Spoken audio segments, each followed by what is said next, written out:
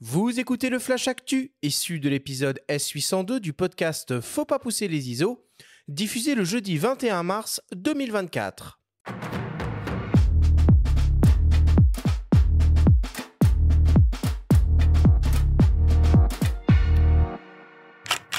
Cette semaine, dans le Flash Actu, Laowa lance un nouvel ultra grand angle autofocus. IPLN lance son académie et Canon prépare une grande expo photo immersive et inclusive.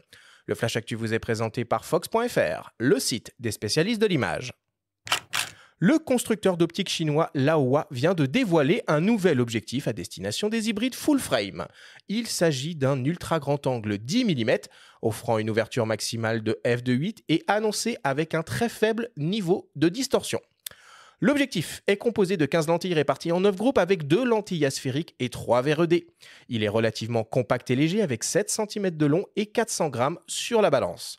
Particularité très intéressante, c'est le premier modèle du constructeur à proposer une motorisation autofocus pour les versions uniquement déclinées en monture Sony E et Nikon Z. Le nouveau Laowa 10 mm f2.8 0D FF pour full frame sera disponible dès le mois d'avril et proposé au prix de 979 € en monture Sony E, Nikon Z, Canon RF et L-mount. IPLN, la boutique spécialisée incontournable basée à Lyon et en ligne, lance un tout nouveau service à destination des photographes et des vidéastes.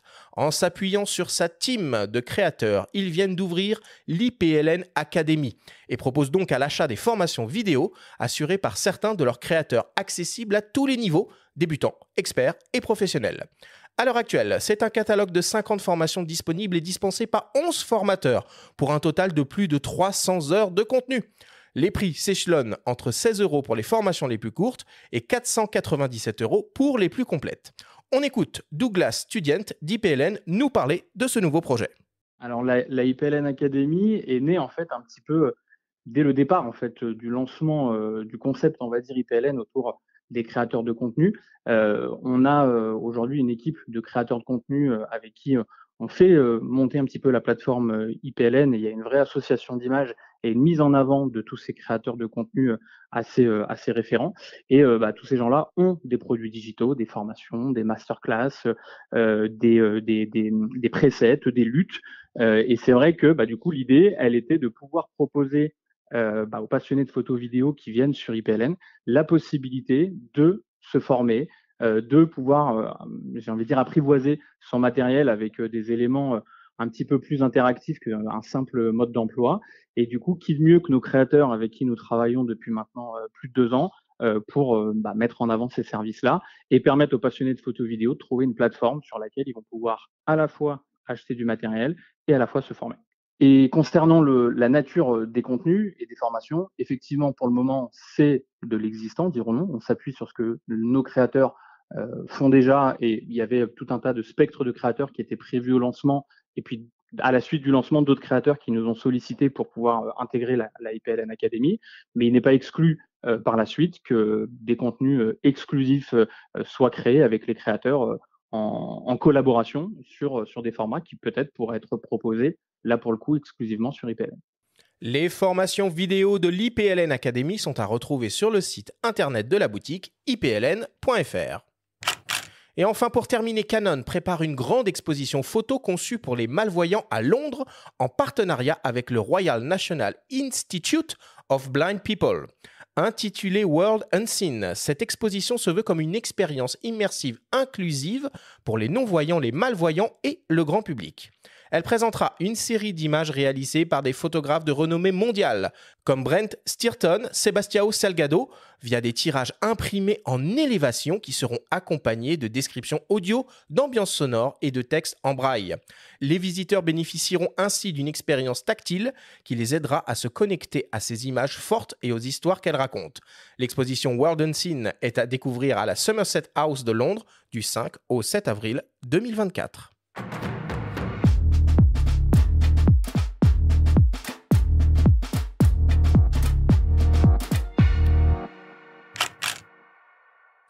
Bon, voilà pour l'actualité cette semaine. Moi, j'ai été assez séduit par l'idée de Canon là, avec cette exposition inclusive, et j'espère vraiment qui vont pouvoir nous la montrer en France à l'occasion du prochain salon de la photo. Pourquoi pas, ce serait une très bonne idée. Est-ce qu'il y a d'autres actualités qui se sont déroulées ces derniers jours dont je n'ai pas encore parlé? Mais il y a le petit Instax qui est sorti, là, l'Instax Mini 99. ouais. Toi, tu l'as peut-être eu en main, Effectivement. Jean-Nicolas, non? Alors c'est très étonnant parce que extérieurement, il n'y a rien qui le distingue de son prédécesseur ou des autres modèles. Et en fait, c'est à l'intérieur de l'appareil, là où est placé le film, il y a 4 petites LED qui viennent éclairer, exposer le film au moment du déclenchement. Et ça permet d'avoir des effets de fuite de lumière très originaux. Et ça permet aussi d'éviter d'avoir à changer de film pour avoir, par exemple, un rendu bleu, un rendu orange. On peut personnaliser en fait l'image de manière beaucoup plus instantanée, beaucoup plus intuitive aussi. Et c'est quelque chose d'assez nouveau, d'assez novateur sur le marché du film instantané. Et c'est assez amusant de voir comment Fujifilm réussit à introduire de la nouveauté sur quelque chose qui semblait relativement consolidé jusqu'à présent. Donc c'est plutôt un signe positif. Ouais. Ouais, puis ils ont mis des petites molettes, c'est toujours sympa, Aussi, l'aspect petites vintage molettes, est réussi. En revanche, moi j'ai un Instax Mini Evo et j'ai cru comprendre qu'il est plus possible de le recharger en USB, par exemple. Donc c'est des batteries... Alors, ça, c'est très surprenant, effectivement. Alors, c'est vrai que l'Instax Mini Evo, de mémoire, c'est un port micro USB et pas de l'USB type C. Là, ils sont revenus à ce que faisait déjà l'Instax Mini 90, à savoir une batterie externe qu'on recharge via un chargeur mural, lui-même compatible USB type C. Donc, bon, c'est un peu étrange. D'un autre côté, ça permet de changer une batterie plus facilement. Si jamais la batterie meurt ou si on veut en utiliser plusieurs, on peut changer plus facilement, plus rapidement. Bon. Est-ce que c'est pas un mal pour un bien, finalement? Bon, voilà.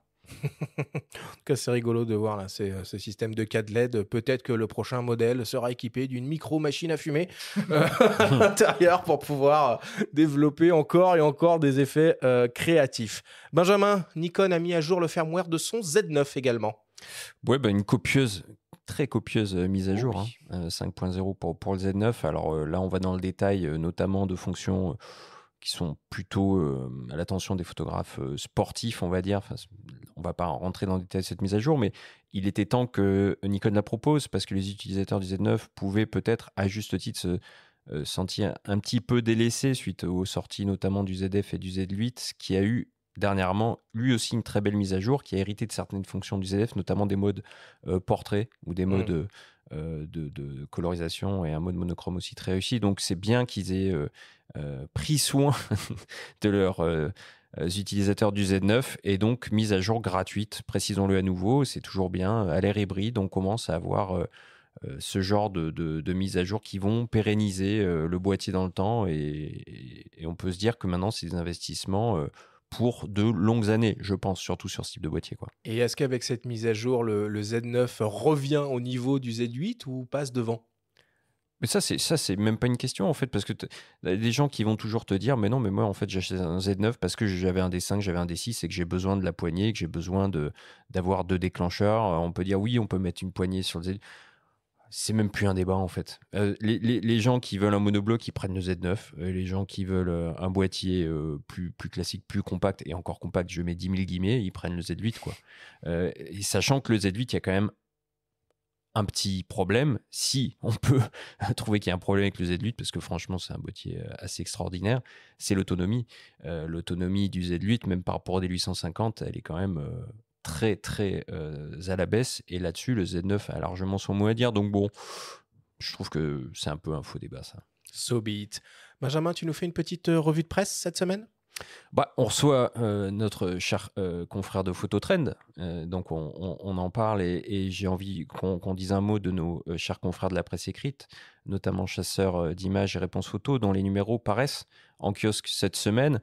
Donc rapidement, au sommaire du numéro 456 de chasseurs d'images, on trouve pas mal de tests optiques. Il y a le Lumix S100 macro ou encore l'OM System 150-600 qui est sorti récemment. Il y a un très beau portfolio de portraits de femmes en tenue légère, façon rétro, ou encore un échange passionnant avec le tireur Jean-Luc Piété, spécialisé dans le tirage platine Palladium. Et puis, c'est un événement, un guide d'achat sortira fin mars sous la forme d'un numéro hors série, et c'est la première fois depuis 2 ans et demi que Chasseur propose un tel numéro, et ce numéro compilera tous les tests de boîtiers parus dans le magazine depuis octobre 2021. Donc ça, c'est pour Chasseur. Et au sommaire de Réponse Photo, un copieux dossier autour de la question « Où va la photo ?» Et la réponse, elle prend la forme d'un état des lieux où il est question de féminisation, de paupérisation du métier de photographe, avec une analyse sur la récente étude du CLAP, le comité de liaison et d'action pour la photographie sur la rémunération des photographes, qui vient d'être rendu public. Il y a aussi un entretien avec Fanny Escoulen, qui est la chef du département de la photographie. On l'oublie, mais il y a un département de la photographie en France, au sein du ministère de la Culture. Il est aussi question d'intelligence artificielle dans un article commis par votre serviteur, je fais de l'autopromo, mais par transparence et honnêteté, je le signale, ainsi que de différents procédés anciens qui ont le vent en poupe. Et puis, vous pourrez trouver un beau dossier sur 10 coups de cœur dans le cadre de la grande commande de la BNF. Et ça, on y reviendra très prochainement. Et pour finir, des tests avec en tête d'affiche le Sony Alpha 9 III, hybride plein format obturateur global, auquel nous avons consacré une émission spéciale fin 2023. Et last but not least, parmi les optiques, le Sigma DCDN 23 mm f1.4 dont on va parler au cours de cette émission puisqu'il existe en monture X. Et donc, ces deux magazines sont disponibles en kiosque ou en version numérique. Voilà pour le Flash Actu cette semaine.